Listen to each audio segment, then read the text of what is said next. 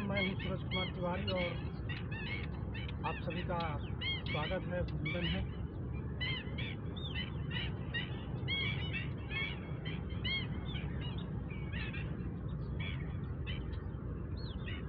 बहुत ही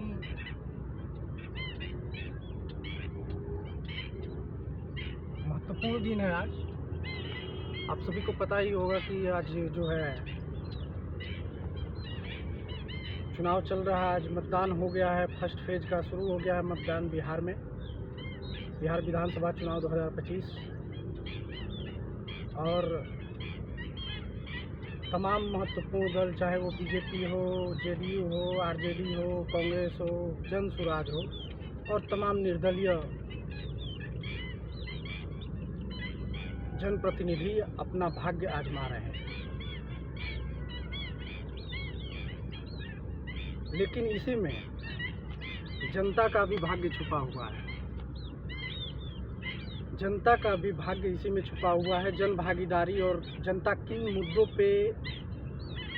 मुद्दों को सोच समझ के और किस मुद्दों पे विचार करके और किस प्रकार से वो इस बार मतदान करेगी, ये देखना काफ़ी दिलचस्प होगा। क्योंकि बिल्कुल ही अलग ढंग का इस बार एक राजनीतिक प्रयोग जन सुराज के संस्थापक प्रशांत किशोर ने किया है, जिन्होंने रोजगार की बात की है, पलायन का मुद्दा उठाया है। और उसी बीच एक दिलचस्प वाकया जो है, आपको आरजेडी से निकाले गए लालू प्रसाद यादव के बड़े बेटे तेज प्रताप यादव, जिन्होंने अपनी पार्टी बना ली जनशक्ति जनता दल, वो भी ताल ठोक रहे हैं। और भी कुछ छोटी मोटी पार्टियां हैं।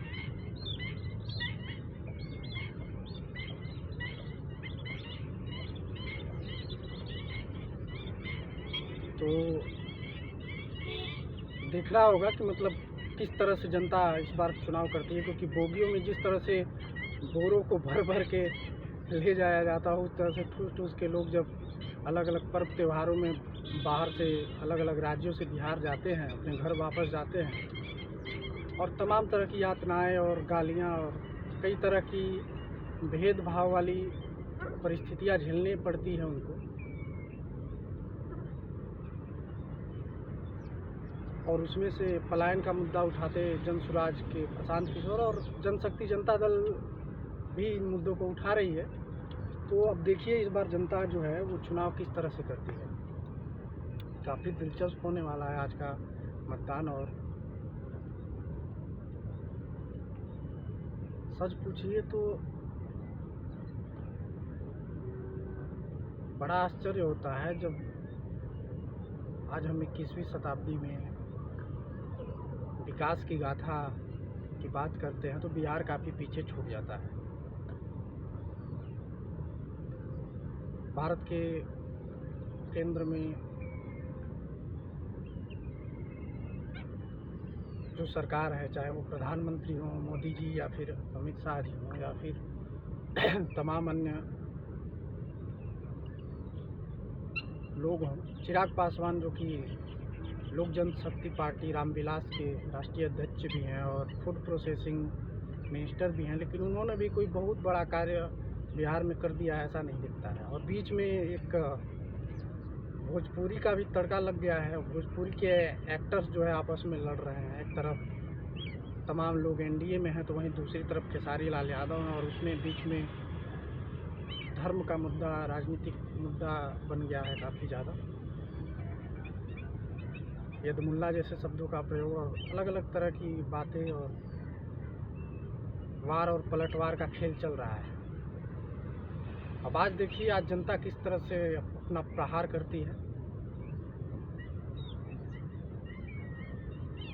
कल माननीय प्रधानमंत्री नरेंद्र मोदी जी भभुआ में आने वाले हैं। भभुआ विधानसभा 205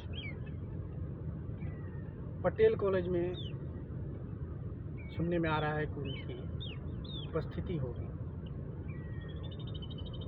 कुछ लोग ये अफवाह उड़ा रहे हैं कि भभुआ हवाई अड्डा को राष्ट्रीय हवाई अड्डा के रूप में निर्मित करने के लिए भी मोदी जी घोषणा कर सकते हैं। आरा मुंडेश्वरी रेलवे लाइन जो कई सालों से प्रतीक्षित है, उस पर भी कुछ कह सकते हैं। अब वो देखना होगा, क्योंकि जनप्रतिनिधि जो है वो इन मुद्दों को उठाएंगे तभी तो कुछ होगा।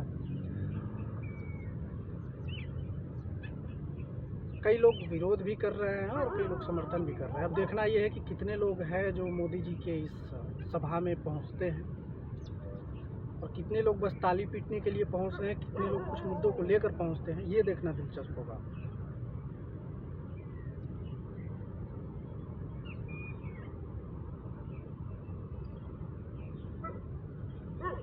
तो आप सभी से यही आग्रह है कि इस बार जो चुनाव है उसमें अपने मुद्दों को ज़रूर उठाइए, अपने जनप्रतिनिधियों से कम ज़रूर अपने मुद्दों पे बात करिए, पूछिए कि हाँ कौन सा विकास का कार्य किया है या आप क्या करेंगे, और कुछ मुद्दों को रखिए, जो भी आपके मुद्दे हों, जो भी आपकी मांग हो कि हाँ यहाँ पे इस तरह के विकास कार्य होने चाहिए, ये कार्य होना चाहिए। जब आप किसी सभा सम्मेलन में जाते हैं तो कम से कम अपने उन मांगों को लेकर जाइए, तख्ती बैनर के साथ जाइए कम से कम, और उन मुद्दों को उठाइए। आप बोल नहीं सकते हैं तो तख्ती बैनर का कम से कम प्रदर्शन करिए ताकि आपकी बात शीर्ष नेतृत्व तक पहुंच सके, क्योंकि जो छोटे मोटे जनप्रतिनिधि होते हैं वो तो बस भीड़ जुटाने और तालियां बटोरने का काम जानते हैं, पैसा कमाने का काम जानते हैं। विकास के लिए जनता को ही लड़ना पड़ेगा। तो यही है, देखिए मामला दिलचस्प है और देखते हैं इस बार क्या होता है। आप सभी उम्मीद है कि अच्छे से मतदान करेंगे, सही मुद्दों पे मतदान करेंगे, सोच समझ के मतदान करेंगे और बिहार में ज़रूर कुछ बेहतर परिवर्तन होगा इस बार, यही उम्मीद करता हूँ। आप सभी को नमस्कार, प्रणाम।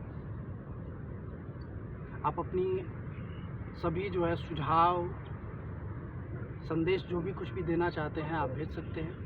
आप सभी का स्वागत है। पुनः आप सबसे आग्रह है कि बहुत ही विचार से और सोच समझ के अपने मतदान का प्रयोग करें।